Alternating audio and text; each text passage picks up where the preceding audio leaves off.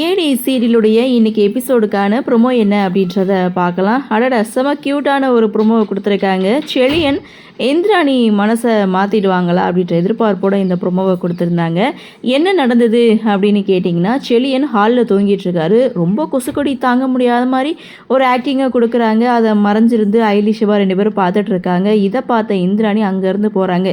என்னடா இவ பார்த்துட்டு போயிட்டா, இனி வரமாட்டா, அவ்வளோதானா அப்படின்னு செழியன் ஒரு பக்கம் புலம்ப, யோ பேசாமல் படியா அப்படின்னு சிவா ஒரு பக்கம் சொல்ல, அங்கே யாரோ வர்ற சத்தம் கேட்குது. செழியன் இங்கே தூங்குற மாதிரி ஒரு ஆக்டிங்கை கொடுக்குறாங்க. இங்கே இந்திராணியுடைய என்ட்ரி, கையில் பெட்ஷீட்டோட வராங்க.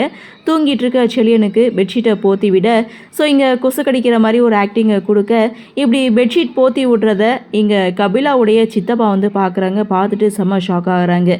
இந்த செழியன் இந்திராணி மனசை மாற்றிடுவானோ, இந்த விஷயத்த உடனே அன்னிக்கிட்ட சொல்லியே ஆகணும் அப்படின்ட்டு அவர் அங்கேருந்து போக, இங்கே சந்தோஷத்தில் இங்கே துள்ளி குதிக்கிறாரு சிவா. இதோட இந்த ப்ரொமோவை முடிச்சிருக்காங்க.